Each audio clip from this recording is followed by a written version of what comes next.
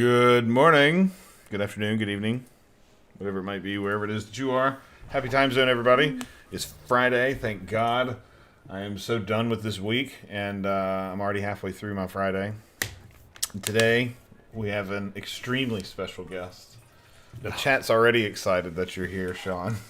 Good morning. Good morning. How are you guys? We're good. Surviving. Yeah, a little bit stressed out, but it's good. It's good. Thank goodness it's Friday, though, right? Yeah. That's right. Yeah, but my Went day to just the, starts though, so you guys are way ahead. JP's Pacific, you're Central, right? Yep. There you go. Central. I've got the whole day ahead of me. Maybe I should Yep. move to a different time zone. How about I that? get, as soon as I'm done, as soon as we're done with the show, I have 485 meetings to go to, so that'll be fun. And I went to the doctor yesterday, and she's like, "Oh, your blood pressure is high." I was like, "Okay, what is this news?" And she's like, "Is it always this high?" I was like, "I don't know. I mean, can you look? Is there history?" And she kind of looked at me like, there's something wrong with me, but.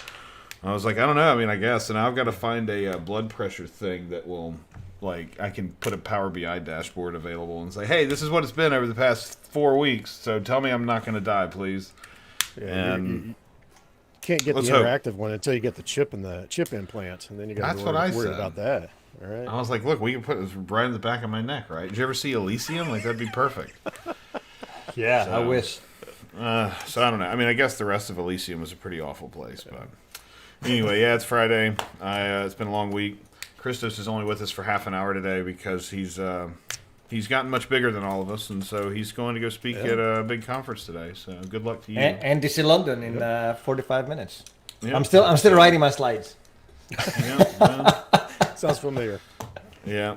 So we only have him for a little bit, so make sure you give him a hard time now. Yeah. While I have time. That's good. Yeah. So And congrats. That's a hard conference to get into as well to speak. So, it's kind of like high school. You have to get used to the rejections, and Yeah. but I'm glad you got in. That's cool. It's one of these things. When I was in the UK, I always wanted to do NDC. So I had my fair share of rejections, and then eventually, at some point, I made it.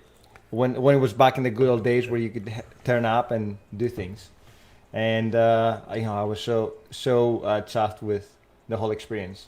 The virtual experience is not as good as the other one, obviously, because you don't get to hang out with all the big people. But Yeah. it is a massive conference, probably one of the biggest ones I've been. They used to hire the NDC. So what is it, like one of the biggest conference halls in London, the Excel, which is Oh, massive. wow. Microsoft also hires these when they do major events in London, and man, I think 4,000 people attending there. It's crazy. Very cool. Yeah. yeah, cool. Yeah, when I got started speaking, I got used to screwing up so much that well, you don't know, right? I mean, you got to get out there, and when I was in college and took speech class, you couldn't hear me because my knees were knocking so loud. Now, with local conferences and user groups and just getting out there, you fail a few times, you tweak, you grow. Now I'm far more comfortable doing so much ad hoc. I can code on the fly. I'm okay with that. And now I'm streaming on Twitch, and I've got some amazing viewers. Sometimes I get help from them. It's fantastic, and I've grown so much just by speaking. And it's amazing how much you can grow as a speaker in development just by getting out there. So Yeah. it's been good. It's awesome. Well, so speaking of speaking, Yeah. Speaking of speaking, what are you speaking to us about today? so I'm a cloud architect, and one of the things that I've done and I've helped other people with is architectural design of their infrastructure, from understanding their needs, what kind of servers they need, what kind of network requirements, security, things like that. So that's great, and you can put some things together. You can do a lot of kind of a proof of concept area, and I do more so with Azure. But once it's time to take what you have and you want to put that in towards maybe a test environment, production, and then you want replication. That's immediately, I mean, as soon as we do that in code, we're like, we need to automate some things. And from testing, for example, as soon as you write a unit test, you want that automated as much as possible. Well, when you develop a infrastructure, when you develop an environment, you want to be, and as soon as you have the need to replicate that to maybe different market areas, different Azure regions, etc., you're going to want to script that so that it's repeatable, it's executed in parallel, and it cuts so much, just saves so much time. So that's where a friend of mine mentioned, I was doing some Terraform, I've done Ansible, and he goes, check out Pulumi.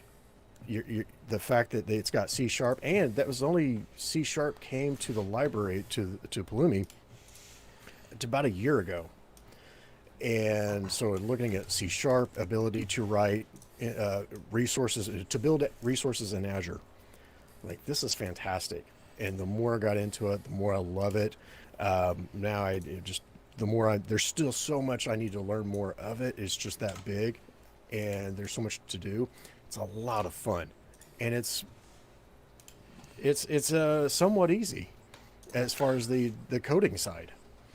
So how does it? I guess so if I've never used Pulumi, what sort of classification is it? Like, is it like a Terraform style thing? Like, what's the point of it? Like, what does it do? Yeah.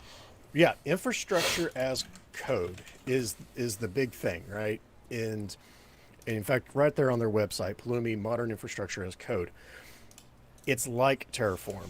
In fact, a lot of the libraries of Pulumi are based on Terraform.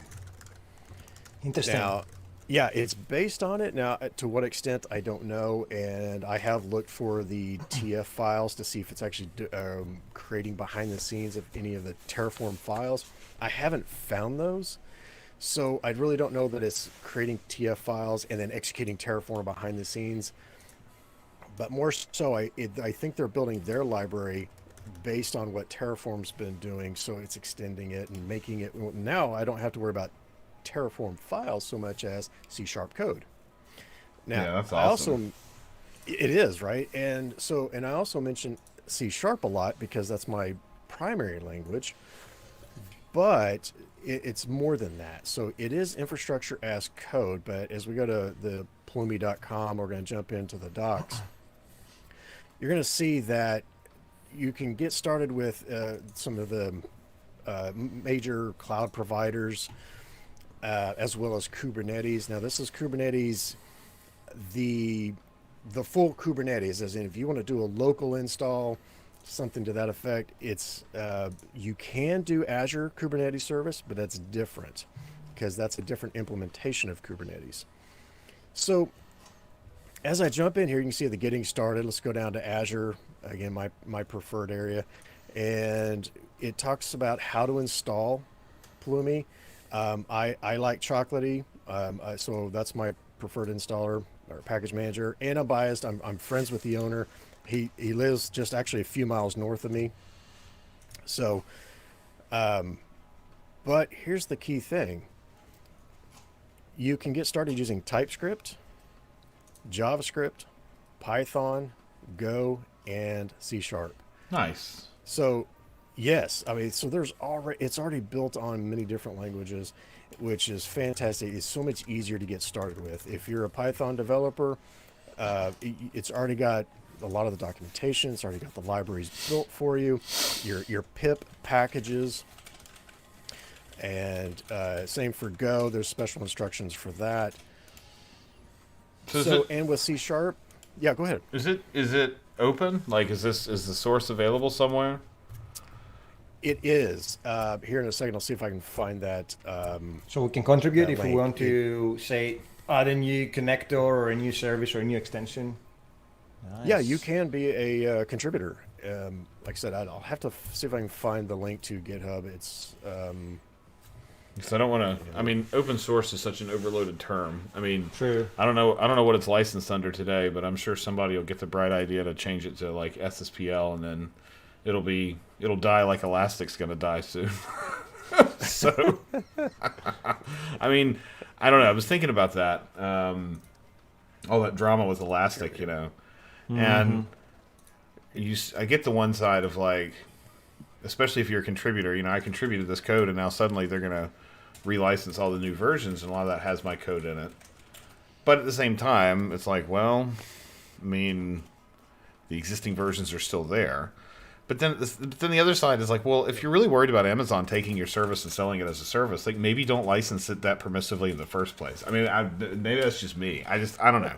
Like, because so far it seems like company goes and makes something open, like fully open source with an incredibly permissive license. It gets some traction. People like it. Then Amazon stands it up as a service. AWS stands it up as a service. Doesn't contribute back. Right. People get upset and they relicense it. Then all the users get upset about the relicense, and Amazon forks it anyway. So it's like, what's the point? Like, it feels like you could do so much better than by just not freely licensing it in the first place. Like, unless it's truly a hobby, or unless it's truly like a piece of software that you're not going to, that you're not worried about somebody capturing and reselling like that. Like, maybe just be less. Just be less permissive. And I think the hardest one. I think one of the hardest things about open source software is licensing. Hey guys, I need to drop off. All right, Christos, good to see you. Yeah, good luck. Have fun. I'll join you later. All right, see ya. So, and I say with licensing, it's understanding the right license for the right purpose for that product, right? And if it's MIT, well then you can take it, you can run with it, and adapt it, and make it your own, right? This one with Pulumi that I'm showing here, it's Apache 2.0. So, it's just a matter of understanding the right license for the right reason. So, but yeah, it's hard. It's just, I don't know, because I don't really know what the right answer is, obviously, and it's I mean, you can be super cynical about it, right? And just like, well, just don't ever license anything, or don't ever permissively license stuff. But some of that permissive licensing is what gets people to the point that they're at, and or gets those products to the point where they are. And it's just a hard problem to solve. And I don't know if maybe the whole landscape has to shift these sort of dual licenses or whatever, or we try to get the OSI to start redefining what open source actually means. I don't know, but I don't know. I have a lot of sympathy for people who have contributed just to see their stuff get locked away, but at the same time, I'm kind of like, well, I mean, the rules are the rules right now, and maybe we should change the rules. I don't know. That's my personal opinion, which probably isn't popular. Well, and the cool thing about Pulumi is that, and certainly everything that I'm going to show you is free. And because it's open source, it's free to run with. I wouldn't say it's free to fork and sell. I don't want to say that. But they do have a paid version.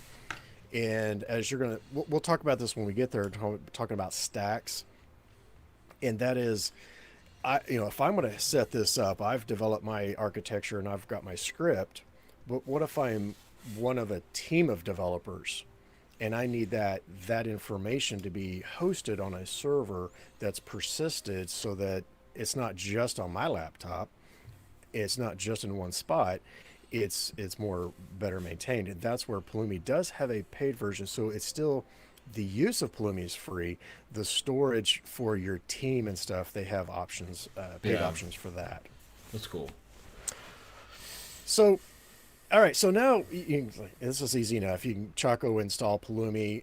Also, they do upgrades a lot, so you'll find yourself doing Choco upgrade, Pulumi a lot. But that's actually really cool. They're constantly adding to it because Azure life, a year in Azure is like 7 years of our time, or is it the other way around? I don't know. So, I mean, they did this move so fast, right? Let alone all of the other cloud providers, with Google and AWS. There's so much going on. So Okay, so we've got this installed, and you have to have. Say, I'm going to do some C sharp. So we got .NET Core 3.1 or later. You know, so now they're getting support for 5 .NET 5, and you can simply come in here and set up create new project.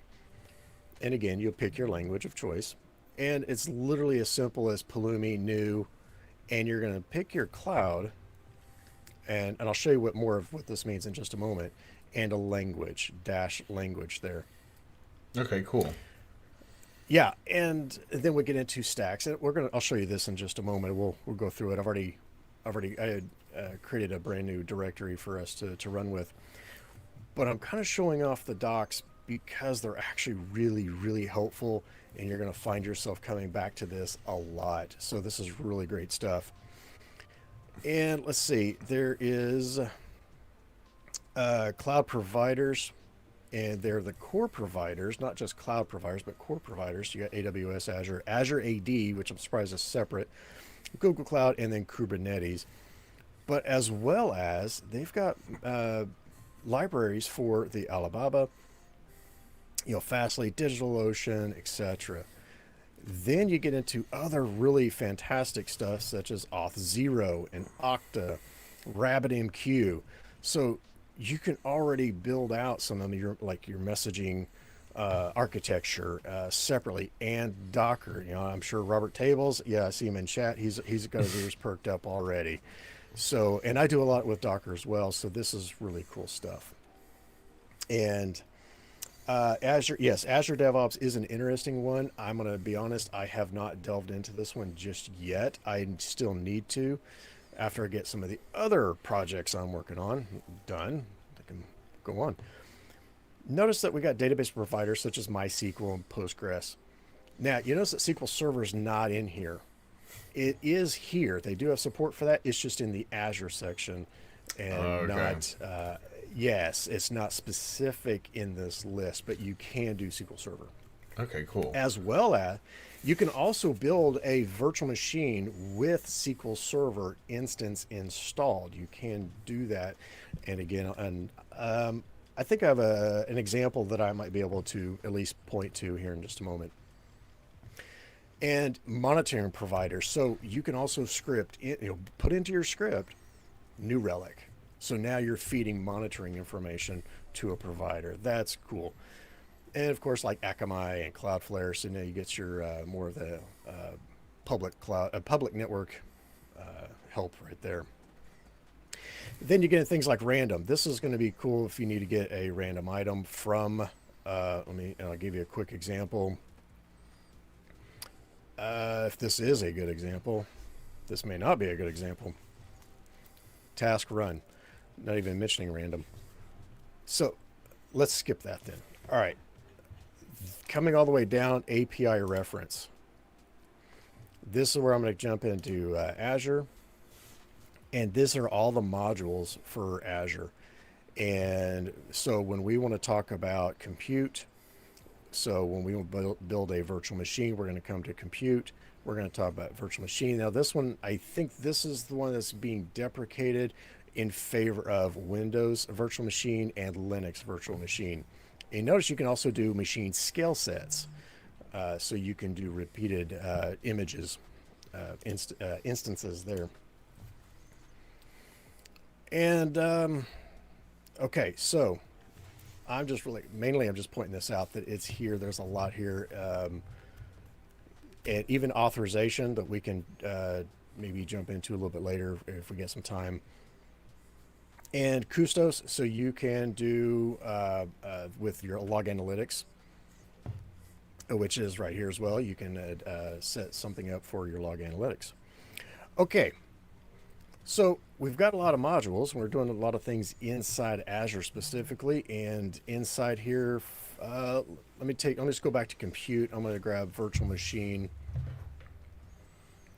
and again, even in the examples here, you get your choice of languages: TypeScript, Python, Go, and C#. Now, the languages are going to be varied based on the examples that they have available. You notice that JavaScript's not here. Maybe that's a need for somebody to be a contributor and to help out. Right. So, but I can come in here and look and see, well, how are they doing this? And the first thing they're doing is making sure there's a virtual network, a subnet, a network interface, and then the virtual machine. And we're going to go through this in just a moment. But the idea is that anybody can jump in quickly, get started, grab their pieces that they need out of this, and start understanding, like, all right, this is the location of my resource group name, so I know where to apply this network interface. And you notice then that this network interface has to be defined first so that you can apply it to the virtual machine. So kind of on that. So like I guess if we think about Yep. like ARM, right? ARM is very declarative. So ARM, we just say, Yes. depends on, and we have the ARM kind of figures out, okay, well, you've got a network security group, but it's you can't attach a network security group to a NIC if the NIC doesn't exist yet. So we're not going to do that one. Like, does Pulumi does it do any of that work for you, or do you need to be explicit in the ordering of when you create what? So you have to be specific in the order, and it's not so much of the order of creation. It's in the order of, and this is because of C sharp, right? If this virtual machine needs to leverage this network interface ID, Ah, then this instance needs to exist first. yeah, that makes sense. So sort of implied. It's implicit, right? Yeah. Okay, Yeah. cool. And now, and what's interesting, and don't let me forget, when we go to execute this, you're going to see that you do not debug this. You do not step through it. You don't set breakpoints and go, okay, my network interface was created. Now I'll go to the next piece. You can't do that. It's not meant for that. Instead, through the CLI, the Pulumi CLI, when we do Pulumi up, it's actually building the code. From the output of that code, it creates the other information based on Terraform and things. Then it's what sends that information to the Azure API, which I believe it's probably calling the REST API, and it's executing things in parallel. So if I've done this, I can go set up. I need 20 virtual machines. It does not execute. All right, you'll build this virtual machine. Now wait for it to be up. Okay, go to the next. It does all 20 on the fly in parallel. Fantastic. It worries about that. I don't have to worry about that. So I have done that. I've built a full large infrastructure, virtual network, subnets, 20 virtual machines, 6 Azure load balancers, other route tables, custom other things, and got it all squared away, see exactly what I needed. I go to execute it. In 10 minutes, it's built and up and running. It's awesome. So can I take Yes. the output of this? Like, is there output that I can use? Hey, thanks, Frank. Frank just brought a bunch of people over. Morning, Hi, everybody. Frank. Morning, afternoon, whatever it might be. Welcome, Raiders. Yeah, we've got Sean here talking about Pulumi and using Pulumi with Azure and, well, literally everything else. So anyway, so I'm curious. So I've written my code to do my deployment. Can I export this in any like alternate format, like say an ARM template or something similar, or like is my code is it? So I'm not 100% sure on the exporting of it. But I also don't know that you actually need to. Okay. Now, and I say that because you're going to want to keep it. The only reason you're going to go for something like C sharp is so that you don't have to understand all of the details about ARM, Right. ARM templates. And now I can also tell you that from personal experience that ARM templates start out as rather daunting, Yeah. but yeah, right. But after you get into it and realize it's just different sectioned pieces, you just got to remember that you can reference some blocks here and there, and you can actually do some functionality with it, such as concatenation and replace special characters and things like that. So there are string functions. ARM templates are actually really powerful. So I don't know that you can export out of this, but for me, with doing a lot of the C sharp, I also don't have to worry about exporting it.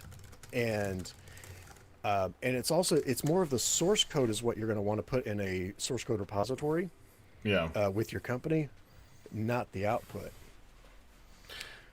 So No, that's cool. That makes go ahead. sense. Yeah, I was just thinking like, I'm thinking, so the big advantage this has over stuff like, say, a Terraform or ARM or whatever is that, or even like what is it, Bicep is the ARM DSL. It's like I don't Hmm. have to go learn something. I don't have to go learn the semantics of a new language. Like so far as I can tell, that's the biggest advantage Right. for me is, well, I already build an app in C Sharp or in Go or JavaScript or whatever, and I can code my infrastructure in the same way, right? So Yep. is everything that's available in C Sharp, like does this execute as like a C Sharp console app or some kind of a program, or is this closer to like a Unity style thing where I've written it but it's like a limited subset of the language? Like how much C Sharp can I actually write and get away with? Okay. So, so you're bringing up multiple points, and for example, so first off, it is the full C sharp language. Okay. If you now, I would caution if you're like, well, while this is executing, I want to go and do an HTTP call out to another server to go grab what might be the latest resource group name to be used. I would caution against that. Okay. It's but there's also nothing preventing you from doing it. You just may not get the outcome that you want. Okay. So you see, it's the full library of C sharp. You get all the access to .NET Core 3.1 and above that you need. And I don't know why my camera's flipping out and screen. I actually I do that. I pixelate in real life every now and then. So that's just yeah. Everybody remembers You know, my camera sometimes it, issues. I think there was a clip made of it, Bolt. So, oh yeah. yeah, yeah. Nice, nice. Speaking of which, Bolt, can you scale config easily depending on an environment such as a newbie VM or dev? Okay, can you scale the config? Yes, but you have to do it somewhat programmatically, and I will show you examples of that. I'll show you some of the things that I'll show you examples of some of the things that I've done. So back to the C sharp library. Yes, you get full access to the C sharp library. Nothing's cutting you down. There's nothing limiting there. The and I'm so curious what's making sure that I'm not dropping frames and such. Now, if you notice that in this example, first off, it's a basis, you have a class that's coming from a stack. A stack is part of the Pulumi library. We'll discuss that in just a moment. But you notice that inside this constructor is the entire setup of the virtual network, the subnet, the virtual machines, the storage disk, the OS profile, everything about it. It's not broken up into methods. Well, if you're going to have a large environment, you're going to want to do that. And so there are things when I have a list of subnets. So, like I said, in this example, they're only making one subnet. You have to have at least one, right, to execute any or to house any compute resources.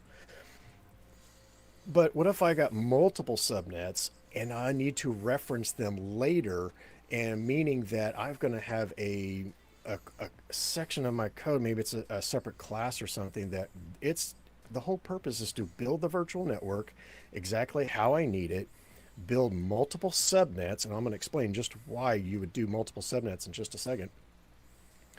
But they're not immediately available. So I what I do is I have a list of T, right? So I'm gonna have a list of subnets that I can refer to later when I go out and build the other virtual machines and other resources that use them. Oh, cool. Okay. So yeah, because if you think about it, this is C sharp, but this is when it's more like a script. And if you're thinking, well, I need to be clean coder, I want to do best practices, this is almost against it. But at the same time, it's not meant to, like I said, you're not going to step through this, you're not going to debug. So it's really kind of meant to be executed top down. So when But you execute this, do you execute this like in an app and there's a Pulumi library, or does a Pulumi executable, interpret an assembly or something? Like how does it yes. actually execute? Yep. All right. So let's go ahead and let's do some of that. So we're going to do Pulumi new. Let's do Azure C sharp, and hopefully I remember that correctly. Now, one of the things that we're going to have to do here in just a second is not only set up some details, but we're going to have to set up a service principal so that the Pulumi can act on our behalf to connect to our environment and build out these resources. And what you're going to see is that when I do Pulumi up, it builds, so it runs the .NET build, it builds the code, has the output. From the output, it creates what it needs to run the other part of the Pulumi library that actually goes and builds our resources. So I don't have to push any buttons in Visual Studio. Right. Okay. I just now I'll build just to make sure my syntax is good, something like that. But if I have a divide by zero error, I'm not going to find it until runtime. It's right until Pulumi tells me. Now that's another thing too. Let me show you this for just an example. Let's say I'm going to build a new subnet right here that's called internal. What if it already exists? Yeah. The library is not going to tell me that. The runtime execution of it will, and so you'll see a failure. So there's some things that it can help you with, there's some things it just can't. It's not going to go to your environment and do a comparison that says, oh, it already exists. I wasn't aware of it before, but I am now. It's not really meant for that. So it's... Okay. Yeah, you still have to be a little bit more hands-on regarding that. So, like getting a reference to an existing resource by name or something, like that's not really what it's not. It's not intended to be used that way. You can do that, and so let me see if I can find. So here we here we're doing a create of the virtual machine. Here's the properties. Get you some good details of it. Now there is a method lookup in an existing virtual machine. You can do depending on the library and stuff, you'll do a get, and it will do it by name. So it will, if you know it's there and your code is expecting to be there and you need a reference to it, then you can code and say, let's do a get. Okay, that's cool. Because I'm thinking of a case like, say I've got 4 or 5 VMs that I need to go deploy, and I'm going to deploy them into a virtual network. But like my networking team has already set up site-to-site VPN and that, and like I can't recreate the gateway, for example. I can't recreate the VNet. Like the VNet's already there, and getting a reference to that as opposed to having to create. So it looks like is a get available for most of the resources or all the resources? Yes. Or okay. I'll quickly say. Most, just in case I'll be wrong if I said all, but yes, for most of to getting a resource group, to getting the virtual network, things like that. But the idea though too is you may have to be smart with your code and go, all right, let me go get that virtual machine. You said in your quick example, you said like, oh, maybe I got 4 or 5 virtual machines. Let me go get one by name. And then see if it exists. So you'll have to code for that. You'll have to code for and maybe handle an exception if it doesn't exist.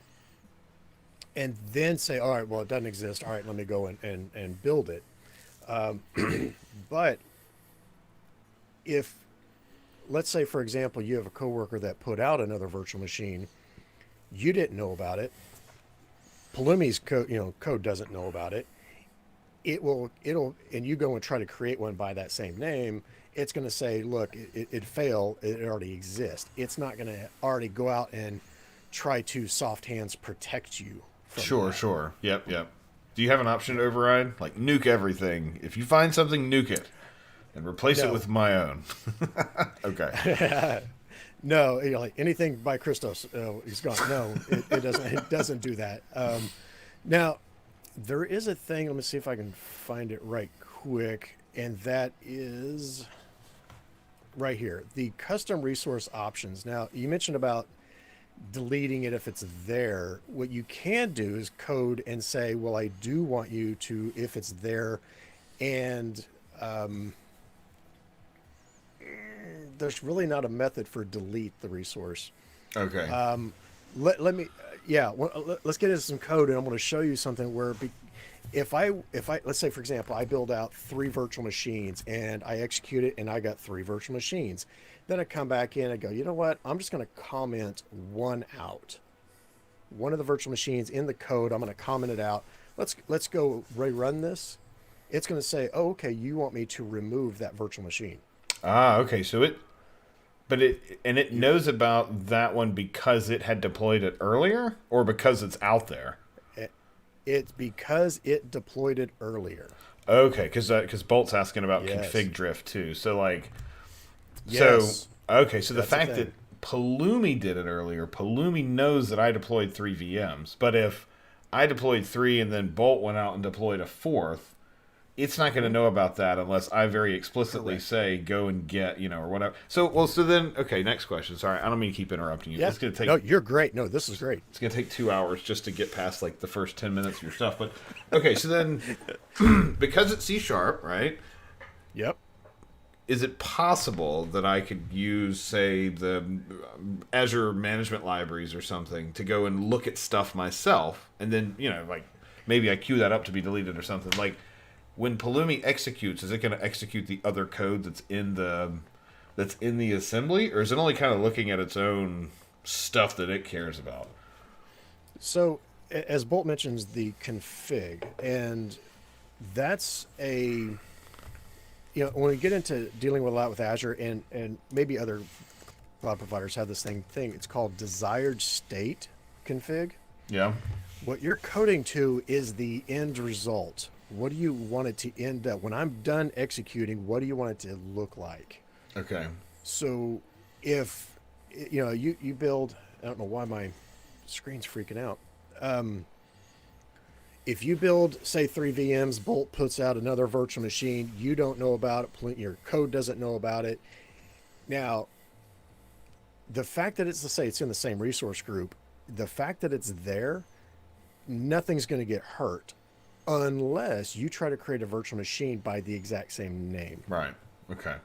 Which turns into that Azure Resource ID, right? Which is that the subscription ID to the to your resource group, and right in your compute, and then your virtual machine resource ID.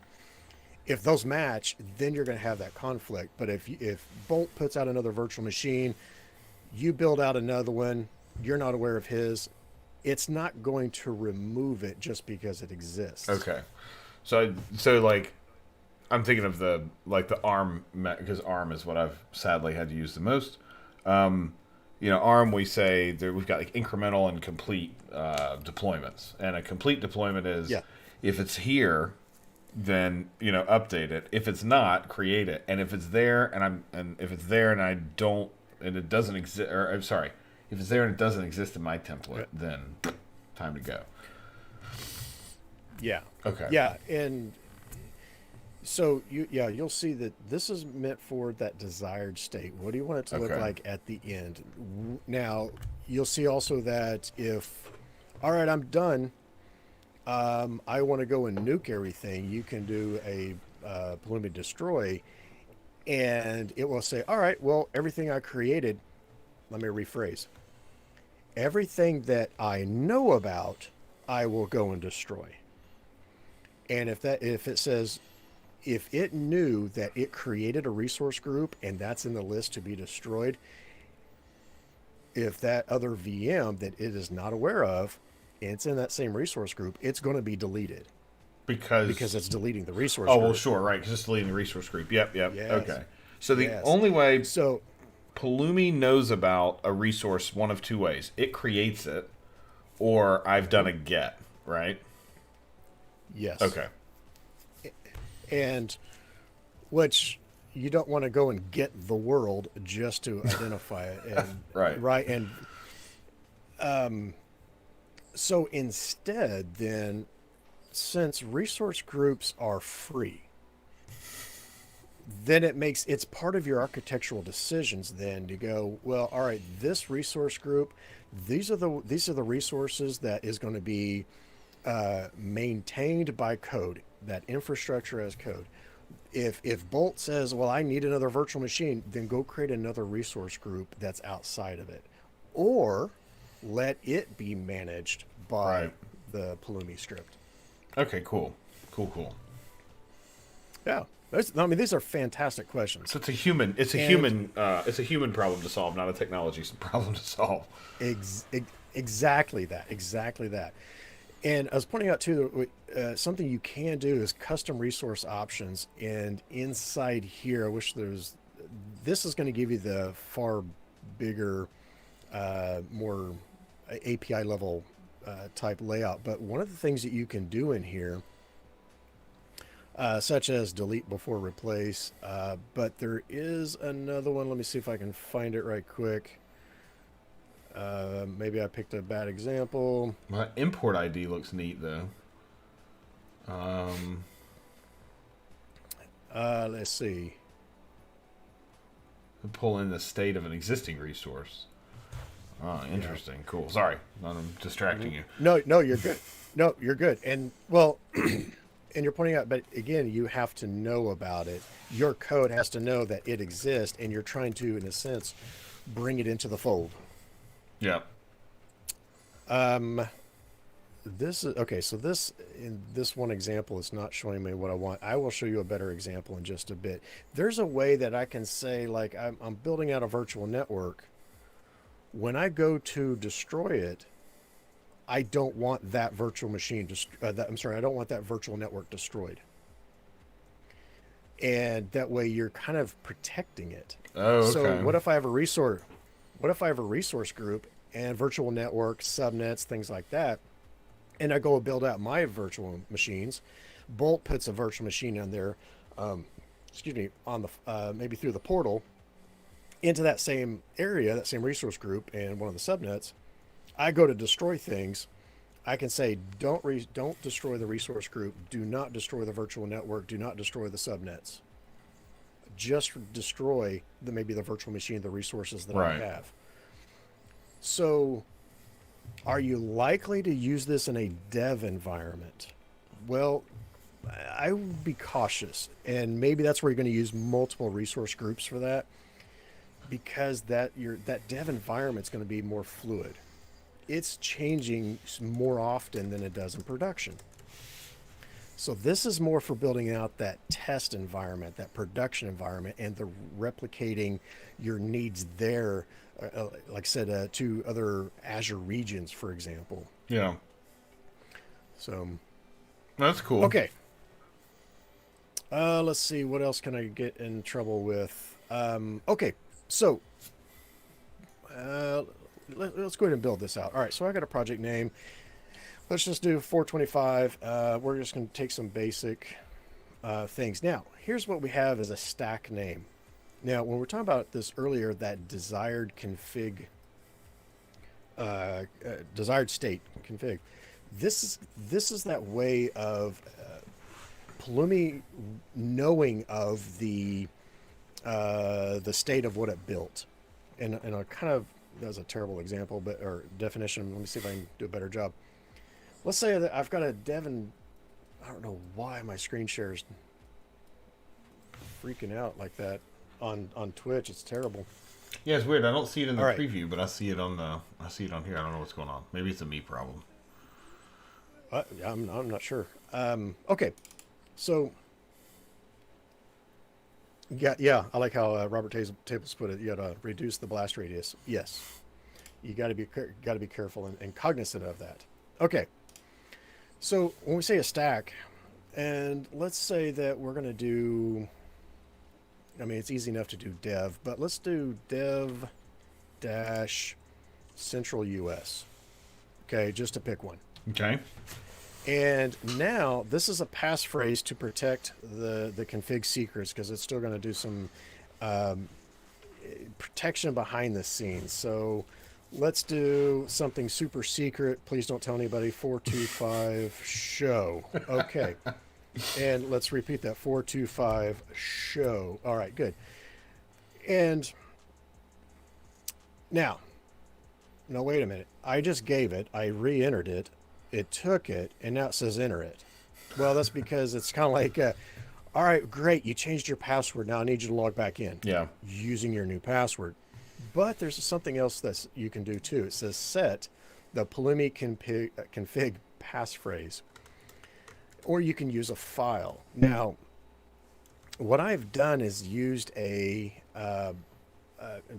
is, I mean, it's an environment variable.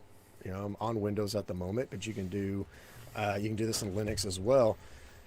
And this is the way of storing that passphrase so that I'm not prompted every single time.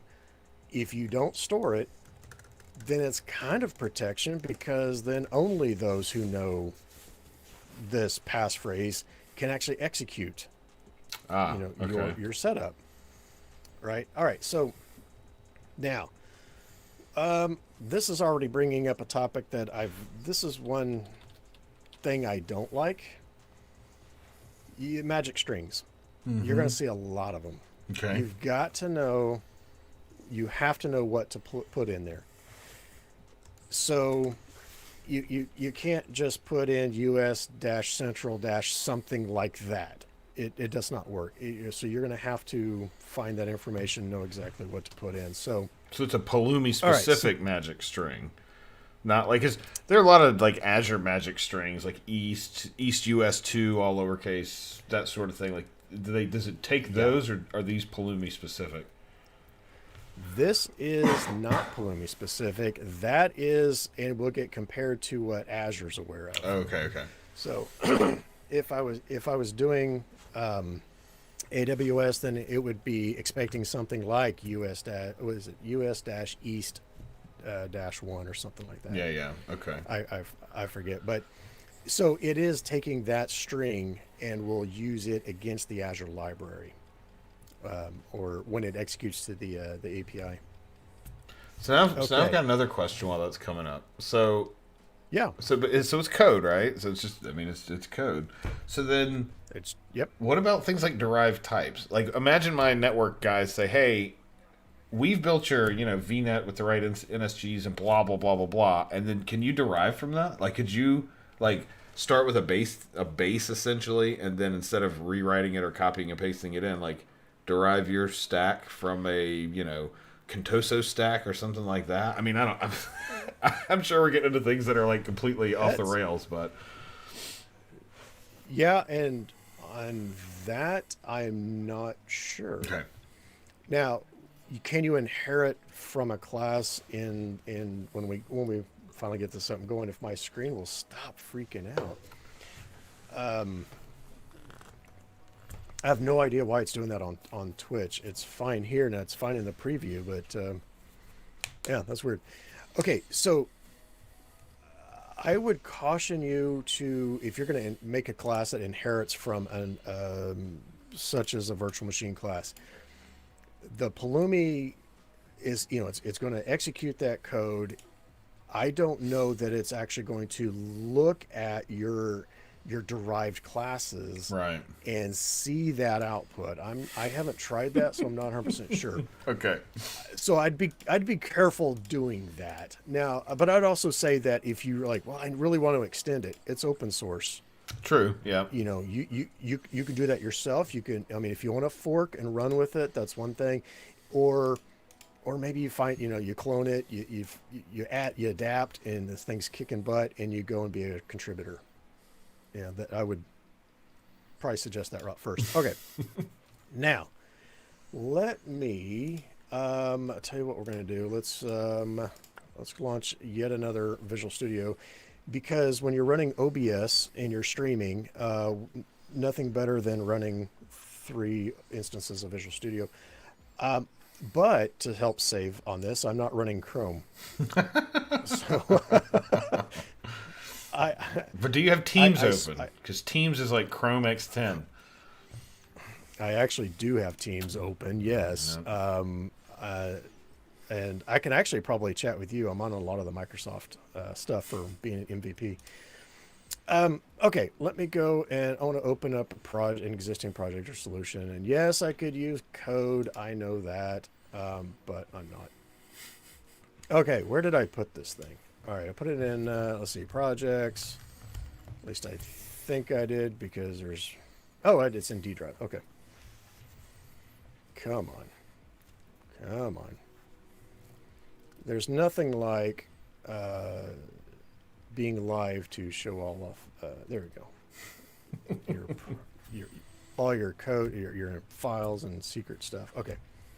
All right. So let me, once this thing decides to load, and sometimes like a minute. So when I ran this first Pulumi setup, one of the reasons it took a little while is actually my antivirus decided to pop up a window on another screen that says, I need to look at that. And it's getting in the way. But no, it actually does not take very long at all to create a new project in Pulumi and run. Okay, so now we have everything popping up. We got stuff running in the background that doesn't need to be there. So let's open up a couple of things. Uh-oh, I see YAML. Once the yes, there's a touch of YAML, and thankfully not much. But Okay. well, yeah, it's a YAML file, but I'm going to show you where that the settings in that YAML file are fantastic for you. So first thing is, it's a class program, and it's a main. It's just that's it, and it runs asynchronous. This class is called MyStack. So you look at MyStack. Now this is what it built for me. As soon as I said, new Azure C#, this is your default project. So it's already saying, all right, let's go create a new resource group. Let's create a storage account. I'm going to expose the connection string, and it has a type of output. So it's a public property, but you notice with the output attribute, if I go run this right now, and I did miss a small step, so I'm going to step back in just a second, and we're going to put in a service principal. But this would not only build the code and run it, it would build the resource group, then build the storage account inside this resource group by name. And again, we got magic strings, so you kind of have to know what's going on here. And now, thankfully, their IntelliSense, they do provide a lot of the those strings that are acceptable, but I also don't like that. So one of the things I've done in the past, and I'll see if I can show an example, I just built my own file of constants. So I've got the storage replication types of LRS, local replication or global replication, the other ones, etc. It counts here. Is it standard or premium or basic, and what are the acceptable ones for this type? So there are a lot of pros and cons on this. I said there's a lot more pros than cons. There are some cons. You don't know this is a storage account, except for how it's used. So the other thing too, as soon as I add and say, well, I want to create a user account, right? I'm going to talk with some Azure AD. Then this type has to be more declarative. You have to be very specific as to the type of account. All right, so let's jump over to, because I do need to do a little setup. We're going to go to my subscription, and I am going to do a little faux pas only because I did not have time to do a lot of prep on this. So obviously I'm doing a lot of things on the fly. So one of the things I'm going to do is I'm going to create a new registration so I went to Active Directory, app registrations, do a new registration. Actually, I'll tell you what I'm going to do. Yes, I can do that. I can give it a name. I'm going to say that's single tenant just because I am in my particular case, but Yeah, and JP, you're certainly far more the expert than I am as far as service principles Yeah. regarding multi-tenant, Yeah, I mean, multi-tenant and external. we've talked a lot about multi-tenancy in some shows. We've done a couple, but typically it's a multi-tenant app in Azure AD, and it's more of an app like service principal in this case. It gets a little bit murky, but Yeah. a multi-tenant app or multi-tenant service principal in Azure AD is a way to allow the entire ecosystem of Azure AD to sign into an app. So, if you're building an app, say that you're going to turn around and sell, if you're building like a SaaS app or something like that you're going to sell, that is a good case for multi-tenancy because instead of just people in your org, for example, like people you work with, people you go to school with, instead of just those people being able to sign in, which is single tenant, multi-tenant means that if you write me an app or you build an app and I go sign up, I can sign in with work and you don't have to do that. You don't have to treat me any differently. Like you don't have to write code specifically because you sold this to Microsoft or specifically because you sold it to, Contoso as the developer. You just allow anybody to sign in and then your app figures out, what do I do with you now that I know who you are? So when you're creating a service principal, in almost all cases, they're single tenant because there's a whole other discussion around single tenant or around service principals and Azure AD app registrations, but essentially, single tenant is fine. Yeah, and that's a good explanation. And I look forward to the day that I can actually have software that I can sell to Microsoft. I look forward to that. All right, so I already have a service principal called SP underscore preference on naming, right? But Pulumi, and now what you might do is name this so that it's more descriptive of what its purpose is for. Now, for me, this is wide open. It's not going to be that terrible.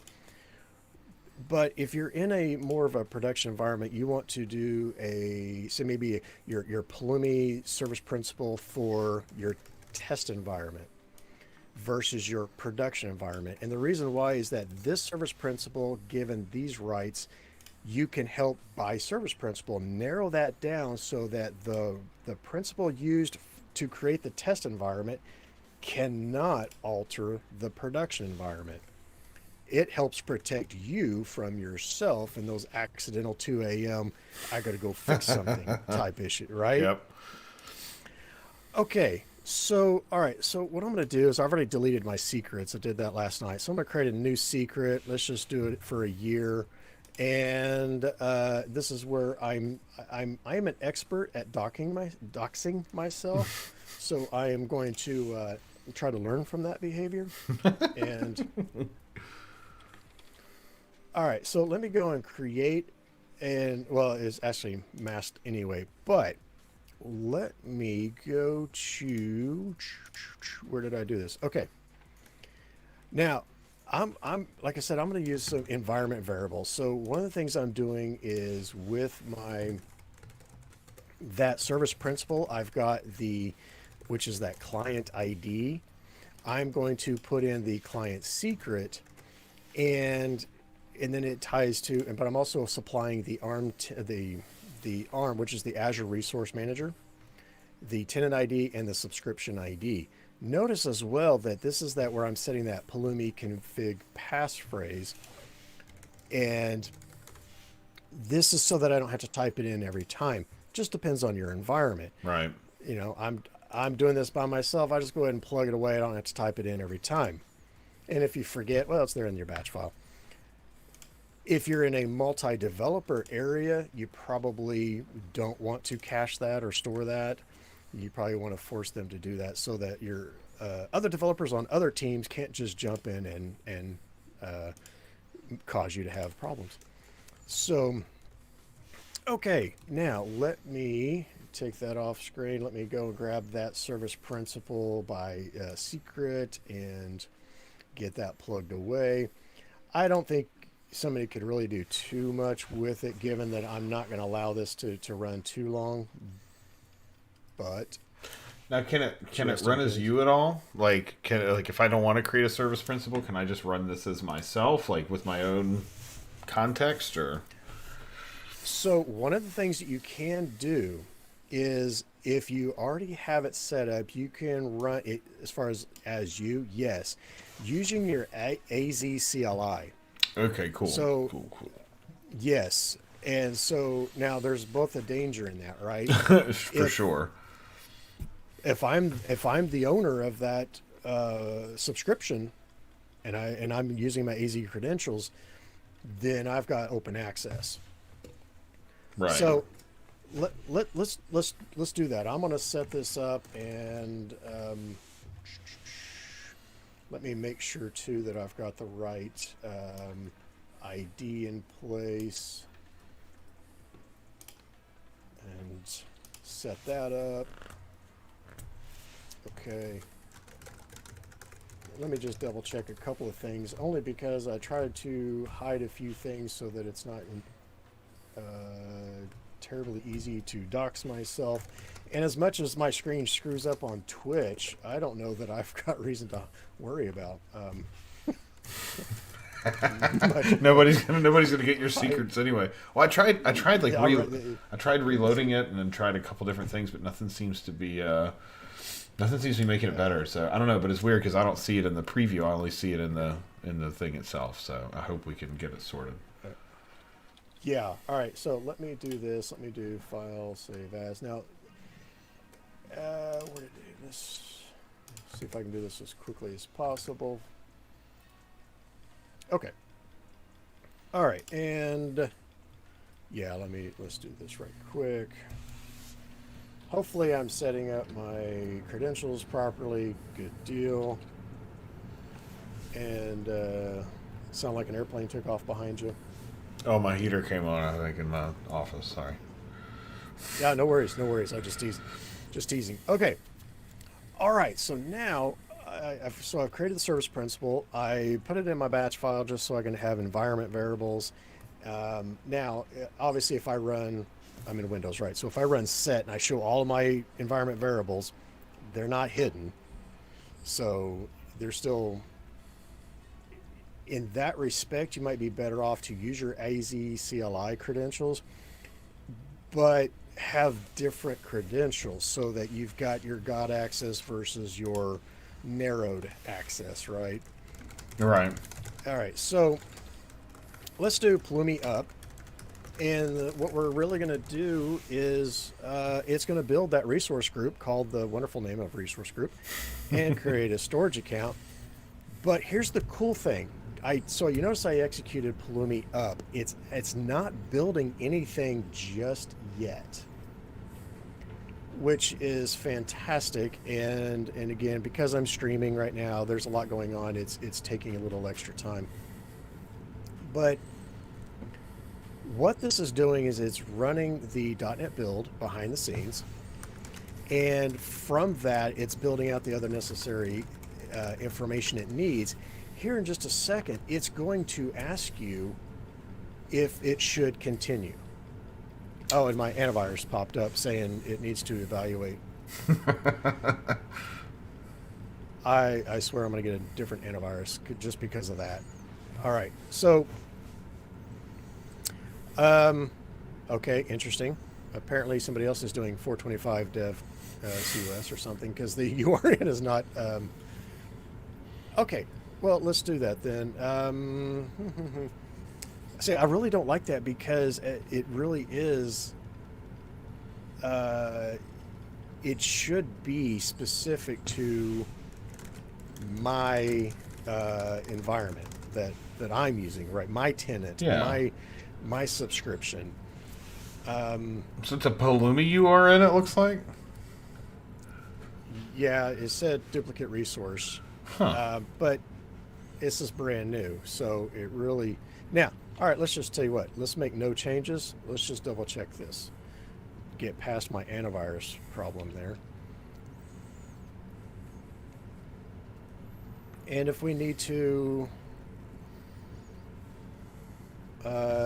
change something, we'll change something. Okay. Okay, all right. So a little different error here, saying that it's problem with my. Looks like my service. Oh, JP. Oh, does I sound like Christos yet? JP. Okay. Getting close. You know what I forgot to do Give your is I. Yes. give it any rights. My.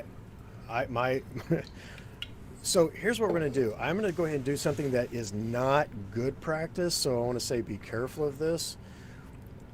I just for this example, this service principal is going to be given rights at the subscription level. Don't do that. Instead, you should. Let me go ahead and give role assignment here, and I'm going to give contributor access, not owner, but I will give contributor access so that it can build the resources. And there we go. There's my service principal. Let's save. And oh, the role assignment already exists because the service principal already existed. Oh. Okay, yeah, that's true, and I can recreate if need be, but and it's already a contributor. Okay. Is it the same one Then- that you just created? It's the same one. I just changed the key, but it's the same service principal. Oh, have you run it before on this machine? I wonder if there's like a cache in there. It's got something old. It hasn't picked up the new. Credentials that you just added. Okay, all right. So let's do that. Then I'm gonna go back to app registrations. Let's go create a new one just so that we can get through this. Let's do Pulumi 425 and single tenant register. And let me take it off screen just so that my key. Okay. And also means that I need to update my batch file here. So let me. That way I can update my key to that service principal. All right, so let me go to certificates and secret, create a new secret. Let's call it 425 show. You want to take a quick break Let's while you're getting add- your service principal squared away? Right, get some coffee, drink, restroom, the whole thing. Yeah, sure. All right. I forgot. Yeah, it's already at the top of the hour. Yeah. Man, the time's flying. I know. Time's All right. fun when you're having flies. Well, we'll take a quick break. We'll be back in less Okay. than 5 minutes. Maybe less than 5 minutes. I hope so. But we'll be back in just a couple minutes. And join the Discord and join us in the chat, too, if you'd like. Be back in just a minute. Oh, Christos is back, too. Wow. All right, good. Well, good. The perfect time to take a break. We can get him back in, and we'll be all good. So, cool. See you in a few.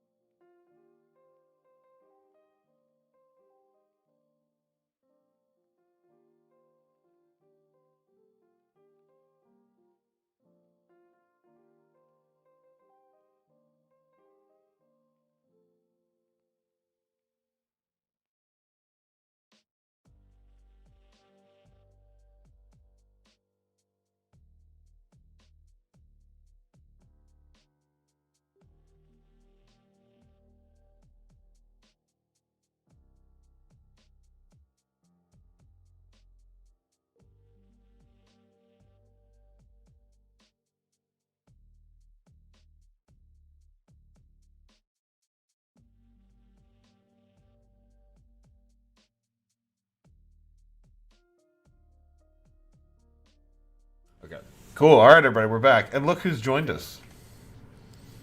We're in the presence of a celebrity. So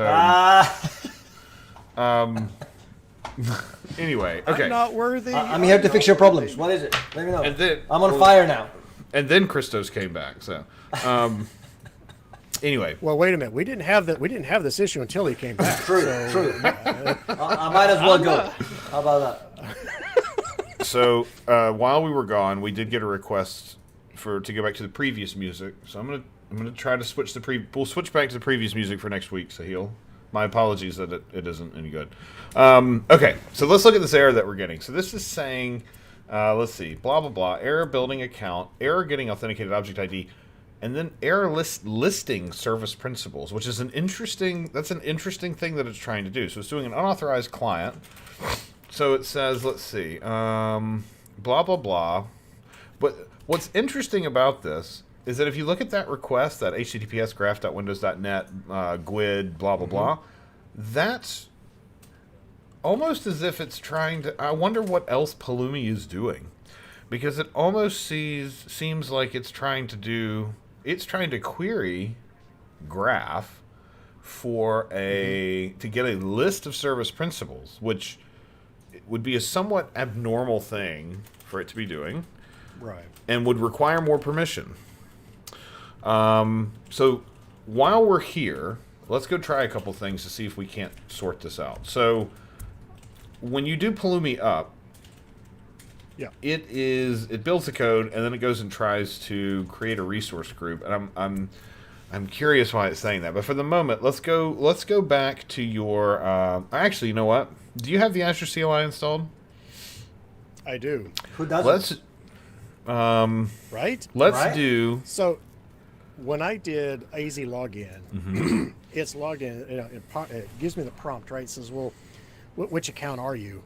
Excuse me.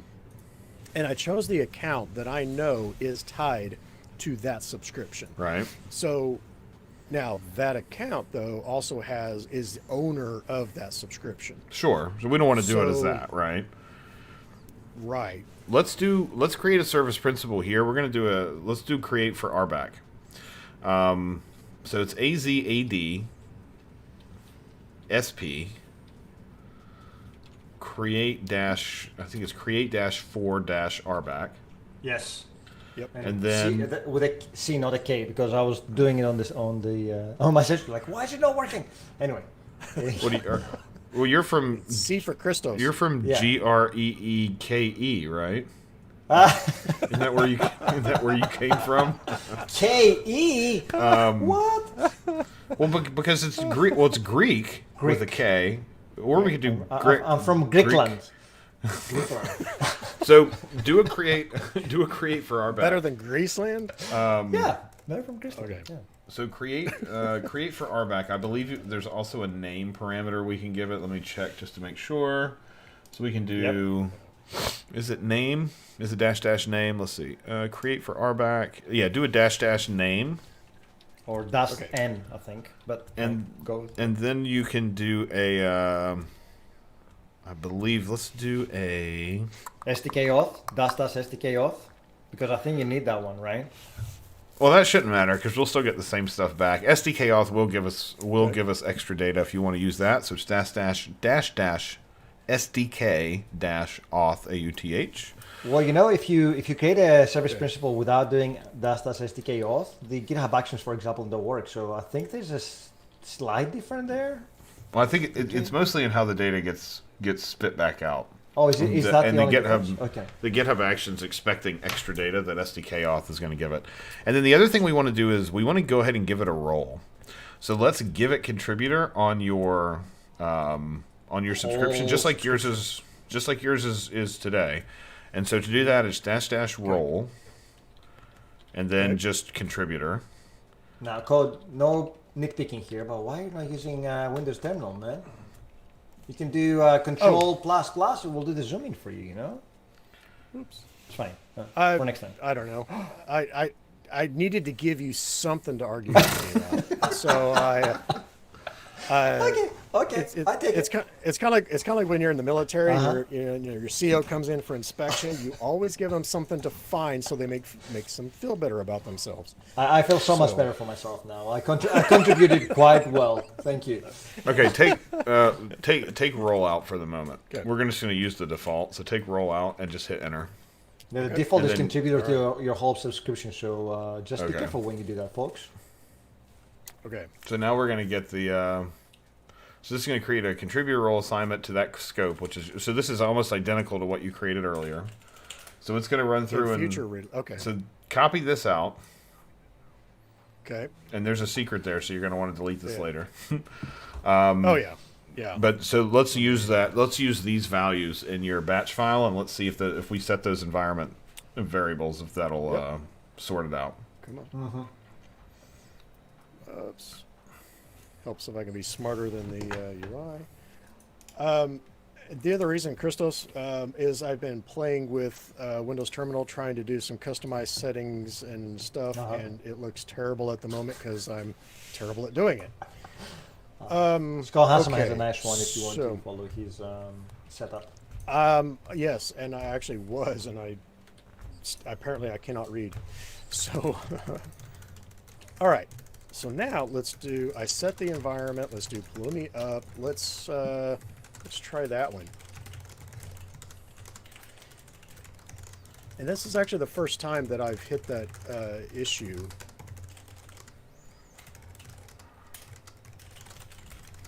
And it has worked before on that same tenant and subscription, so interesting. Yeah, I don't know. We may have missed. There may have been a step that we missed in making sure it had the right permissions, or that extra scope is kind of strange. Like that, it would need to go query the service principals that way. I don't know why it's doing that, but Yeah. Either way, we've got the have correct made access now. progress. So, We yep. got progress. Yes, okay. There you go. Yes, this is fantastic. So this is what I wanted to point out a second ago is, well, several minutes ago. It has built the code, and it has determined based on that code. Remember, that code is that desired state of what it believes it needs to happen. It's going to create a resource group, Okay. and it's going to create a storage account. I can say, by default says, no, I don't want to perform this update, but that way I can at least see what is it doing? What is it intending to do, right? One of the things I can do is go down to details, and it will tell me exactly what it's going to do. Notice things like resource group name is resource group because that's the way it is in the code, and random characters to help make it unique. Well, I'm not in favor of that, so I'll tell you what I'm going to do is I'm going to hit no. Who doesn't like random characters? Right? Right? So I'm going to do one more thing here. I'm going to add a new resource group args. Okay. And one of the things that I'm going to do is, if I could type correctly here, let's put this into here. I'm so late into the game, but I assume this is the wrapper around the API properties, right? So we can have all the properties are available to resource group via the SDK. Yes. It is. It's the ability for me to leverage the language of my choice.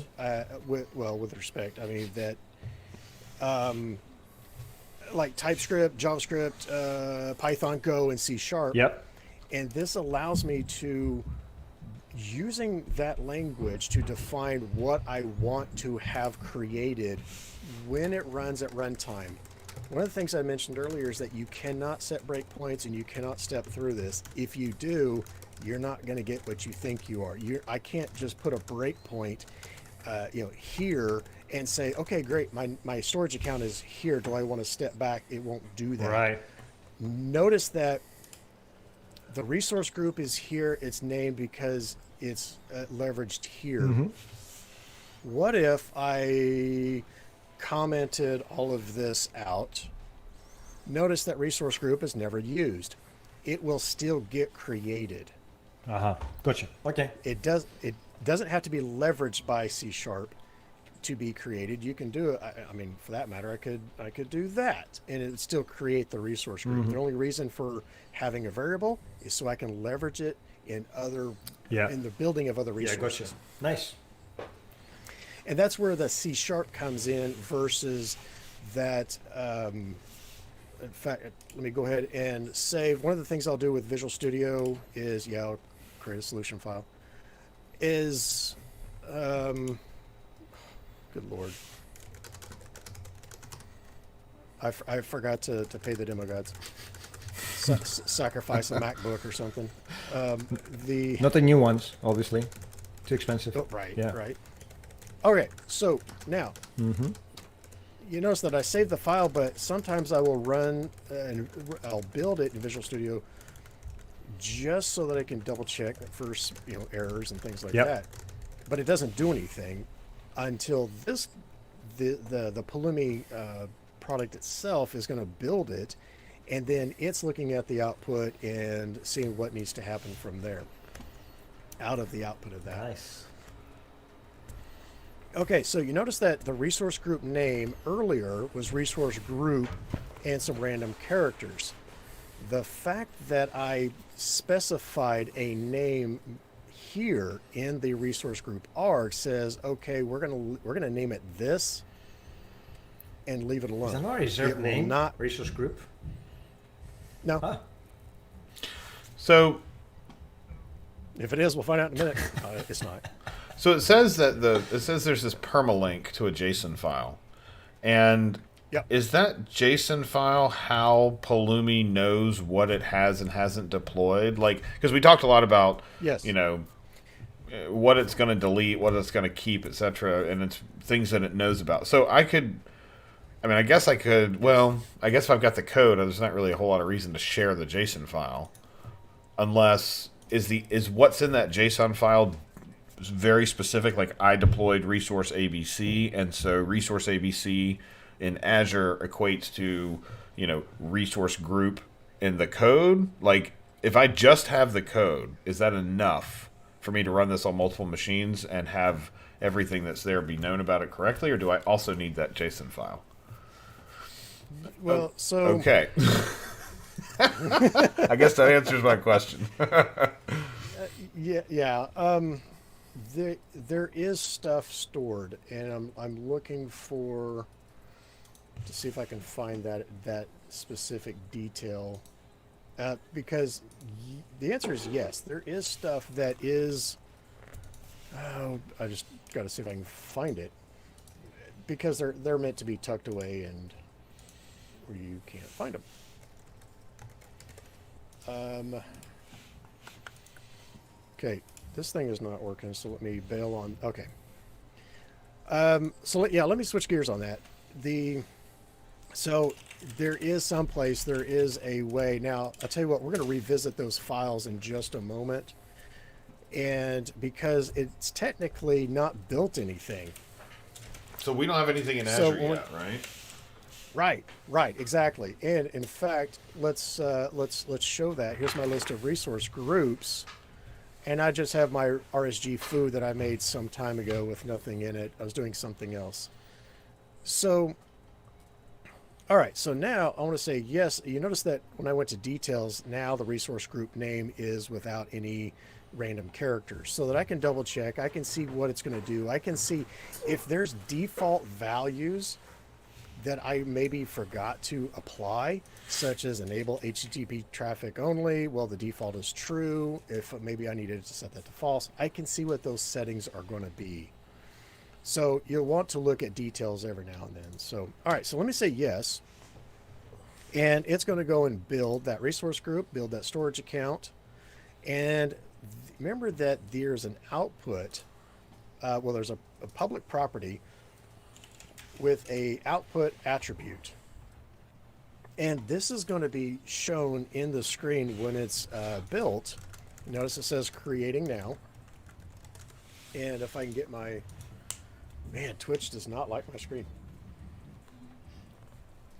All right, so in resource group creating doesn't take very long. Boom, it's created. It takes a lot longer to delete it than to create it. Now it's allocating a storage account. Now, while I'm thinking of it, if let's say I'm going to build a virtual machine and I want to build a big one, and say it's got 16 virtual CPUs and say 64 gig of RAM. Pulumi is not going to know if you have gone beyond your quota. Right. It's just gonna bomb. So it will fail at the runtime. And so that's when you've got to be more aware of the output of this. Okay, so speaking of output, permalink, connection string. Oh, I like that secret. So what's in that JSON file now? All right, we'll open that in just a second. So now if I refresh, now I've got my resource group called resource group. It's in central US where the location of the stack was set. You can change that, but because I did not specify a different region, it used the one off of the stack. Now I go into the resource group here. You see my storage account right there. Cool. All right, so Nice. it built. And okay, so now let me go back into that guy right here. Let me open this up. Okay, now JP, this is what you were wanting to know. Because now that dev-cus JSON file now has, you notice that it has the salt to the passcodes, right? That's why I need a passphrase to work with the secrets provider. Mm-hmm.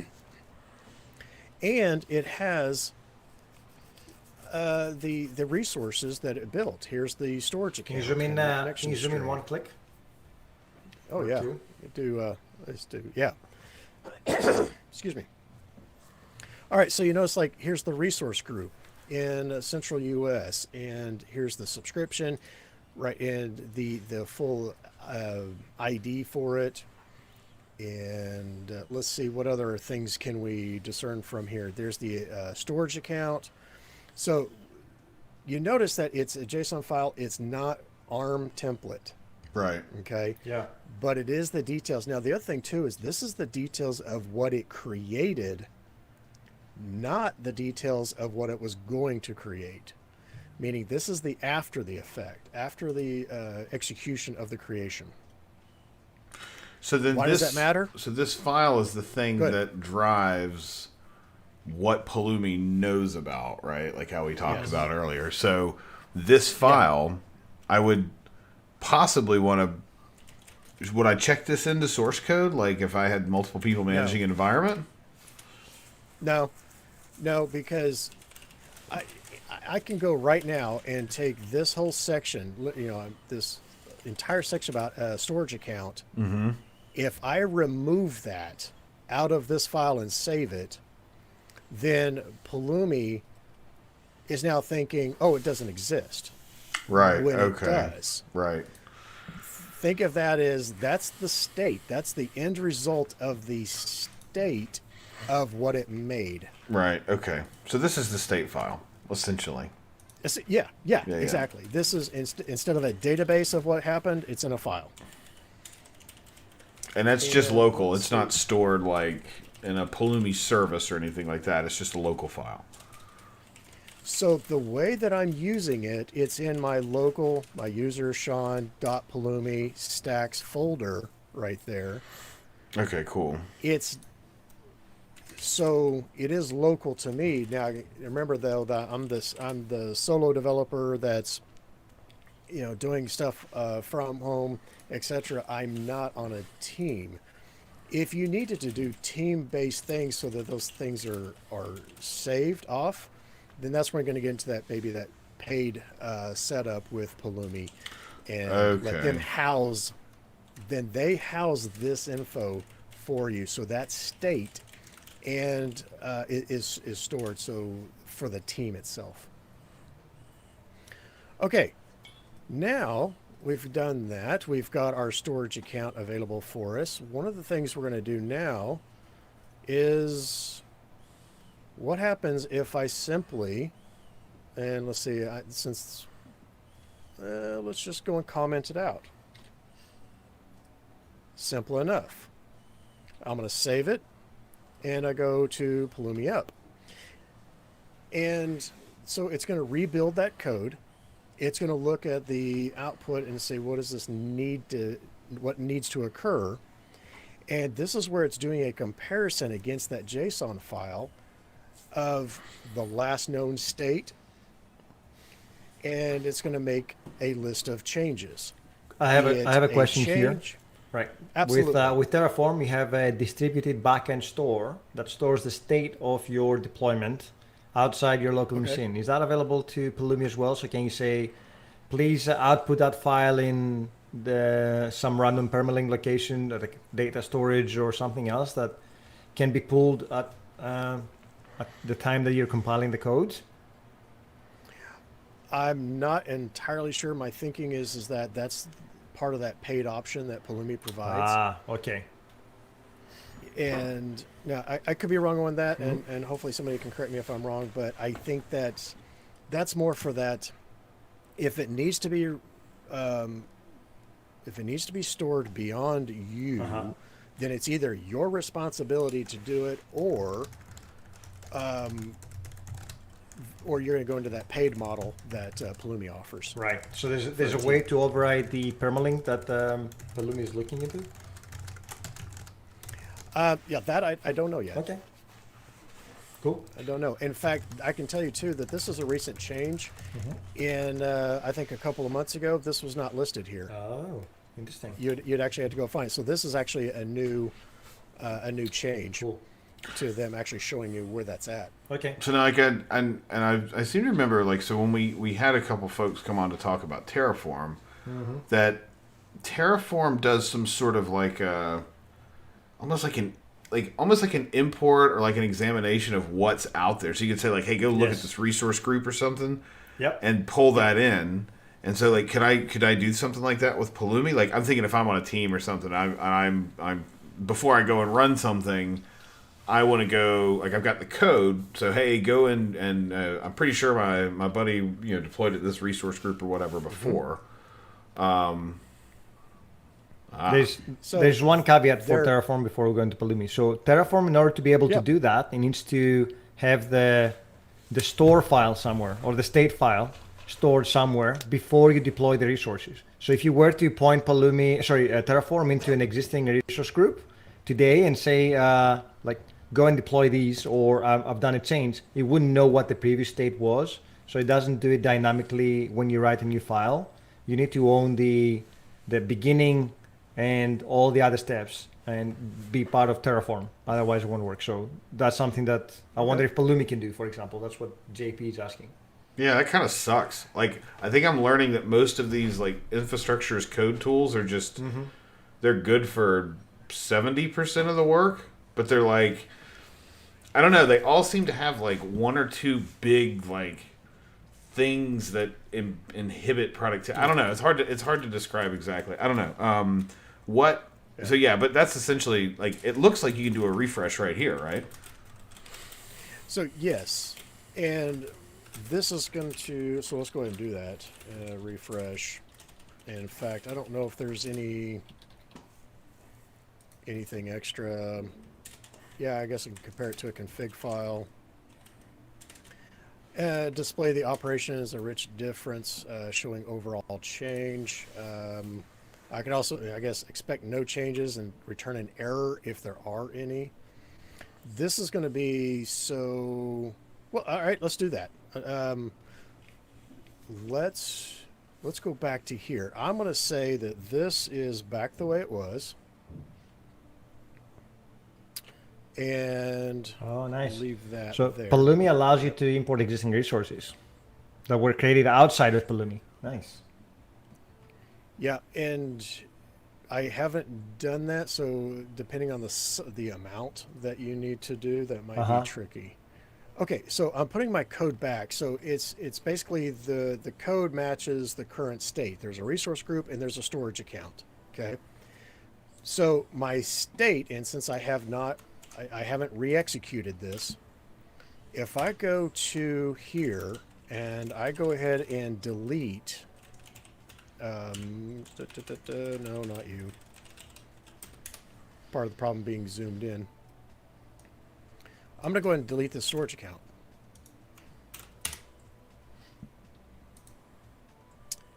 And yes, that's... And while Sean is doing this one, there is a distributed backend for Pulumi. Awesome. That link doesn't work, Christos. What? Oh, sorry. I don't know why it was. Yeah, okay. I'll fix it. Thanks, JP. Okay, About so notice publication. that I deleted the storage account through the portal, but not... but the state file is still thinking it's there. Right. All right, so now let's do a Pulumi refresh. And let's see what happens. I do think, if I remember correctly, this is going to go out and say, well, wait a minute. Do you want to perform this refresh? Let's see what this is going to do. No reforces, just your... Okay. Notice that. So let me get off of the weird DOS issue there. So this is going to pull down the state and update your state file, but your code itself is still going to stay the same, right? Because your code, I guess, is sort of the source of truth. And exactly. You're going to update state so that you're in a position where Yeah. your code reflects, or where your code at least knows what the current state is. So if you're in a multiple engineer mode, right? Then you get into a place where say you and I were on a team, and I pulled down, and you've got the Pulumi code itself, not the C#, not the state files or anything. You've got that checked in. Yeah. That would mean, in theory, I could do like a refresh, for example, Pulumi refresh, and pull the current state of the resource group towards and then my code now has current state of what's been deployed, but then of course the code itself of what I'd like to have deployed or have available. Right. You can still have a disconnect between the... So, I removed that storage account manually. I didn't do it through code. Now I did the refresh, and now it says, yes, I want it to go ahead and update my state file. I'm going to say reload this, and you now notice that my storage account has been removed from the state file. Yeah, there's a lot of pixelation there. JP, is that you or is that Sean? It's been going on all day. I don't know what it is. Oh, is it? Yeah, and it's I on the preview window I don't see it. It's so it updated the state file, but it's not going to update the code. So now if let's just leave this as is with my code, and I go, let's do Pulumi up. Now it's going to compare code to that state file and say, oh, there's a storage account to be created.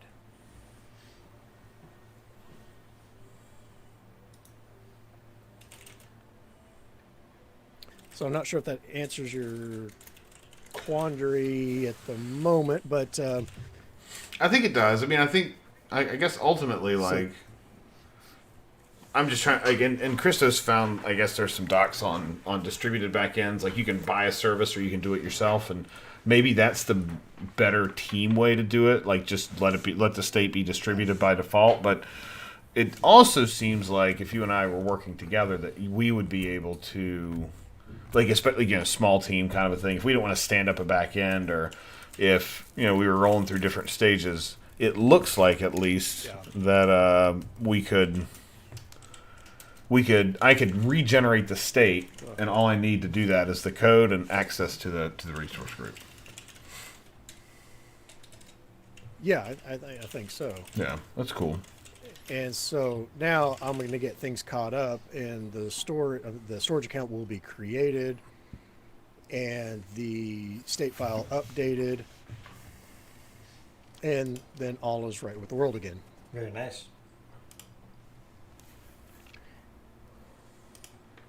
It's great. They can go back and forth. It's and you can do what ifs like PowerShell, right? What if, and it will output everything. Yeah. I like it. Now, I will say this too. So this is another change that is recent. Is that used to in the past with this connection string, you saw the entire connection string here, the whole Whoa. HTTPS. So not necessarily your keys, but the connection string as you would see it in the portal. Okay, so they probably added a switch to actually show. And I'm sorry for the pixelation that on Twitch. That's terrible. Let's see if there's a. Yeah, there's a switch for suppress the permalink so you don't show it, suppress the output. So those, well, now it just doesn't even show the thing anyway. So Suppress everything. right. Does And does this information get logged? So if I were to run this via, say, GitHub Actions or Azure DevOps, would that be information that gets logged into the logs and can easily be pulled in? I think so. It's standard out. Okay, nice. So I would assume so. Yeah.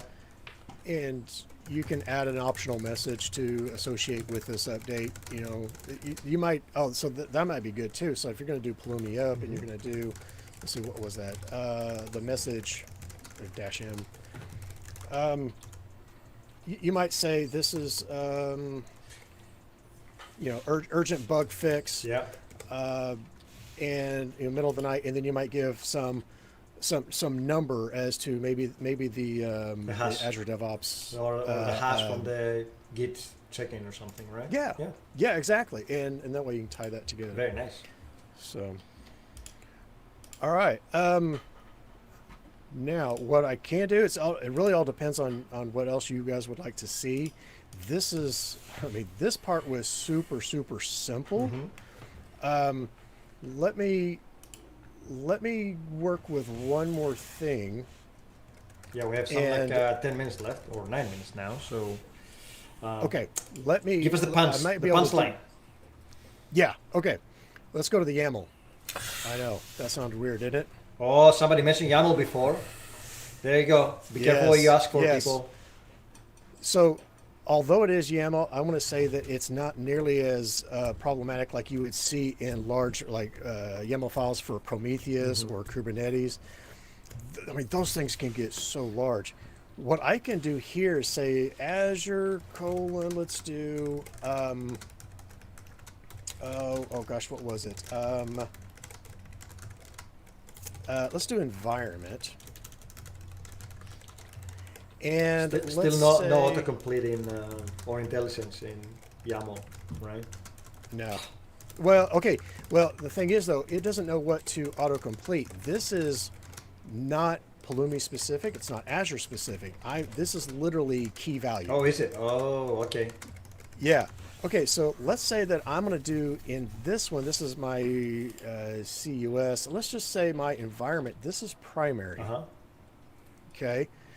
What I can do is, let's say, since this is C# code, let me go ahead and do var config equals new config, and I want Azure, and I believe it is type sensitive. Notice, I'm going to put this side by side here, because this is actually pretty decent. I like this. So I can say var environment equals the config dot, in this case, I'm going to say require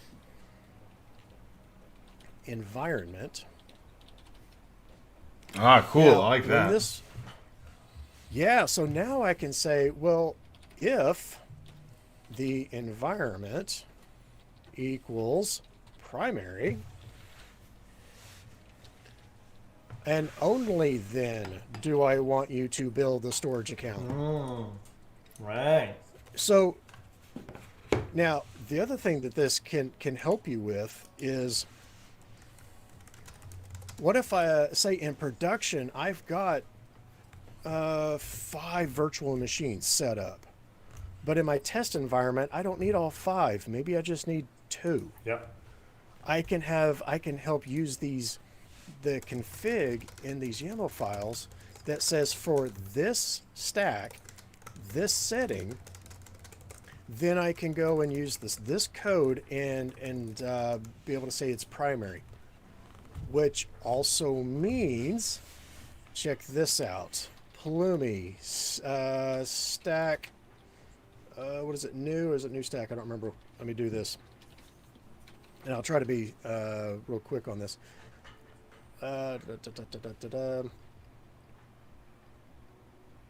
Oh, init. Thank you. Okay. So Pulumi stack init. You notice the other one was dev-cus. What if I did dev- what's the other one? Let's just do West US. Yes. I think there's a new one out there now. Okay. Right now that's just a name, but this is so cool. Okay. Now I have a new YAML file created. So what I'm going to do is copy this config to this file, and I'm going to say secondary, and over here I'll put West. Okay. Now I'm in the stack. So now if I did Pulumi stack ls, I'm ready to put the nail in this because this is so cool. This is super helpful. Notice that I have multiple stacks.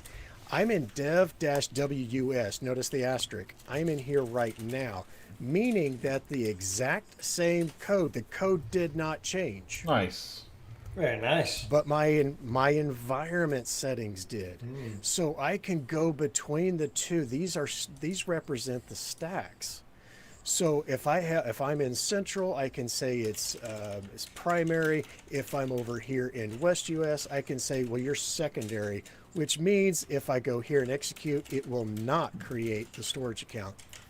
Now I can say, I know this is production, but if you're in production, say US versus production Brazil, you can have different environment settings using the same code.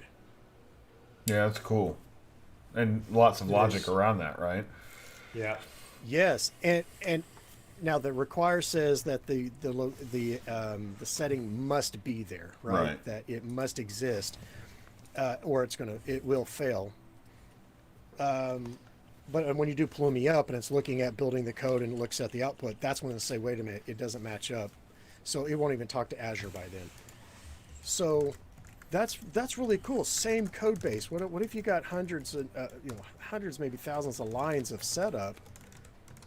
You can do those small tweaks that says, okay, if it's test, you got 2 VMs. If it's production, you got 5.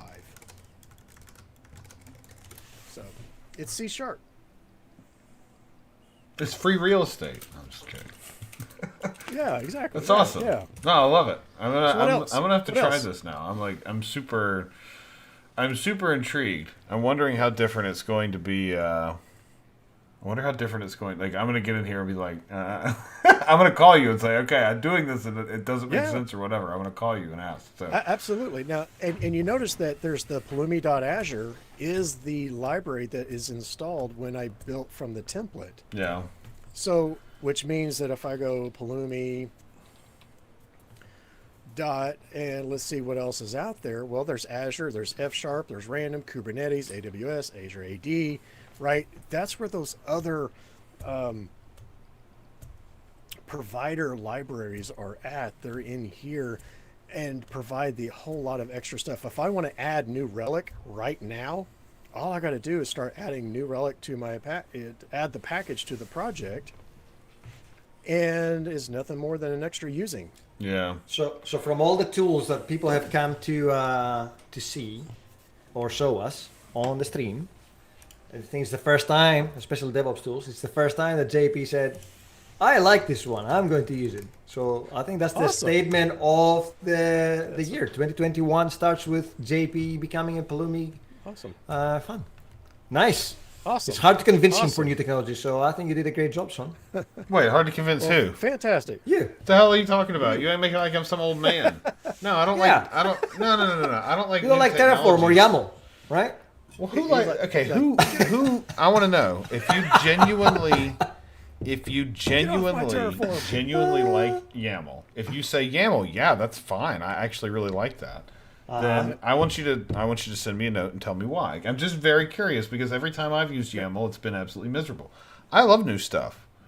I mean, I just ordered a Bluetooth blood pressure cuff that God only knows Google will start sending me ads, I'm sure, based on my blood pressure. So it's only, I mean, I love new stuff. Man. Anyway, this has devolved. okay. All right. Well, Sean, thank you so much for coming and hanging out. This was awesome. And I am going to go check out Pulumi, and I'm going to go see how many crazy C# things we can do to it. Like, I'm going to try if I can make a network team derived base stack that all of my new stacks can inherit from. I'm going to go see if it works because I'm super curious now. And we'll turn it into a game of stupid C# tricks and see what we can do. But in the interim, hey, we'll be back on Monday with Nils. He's going to come talk about some Kubernetes pod identity stuff.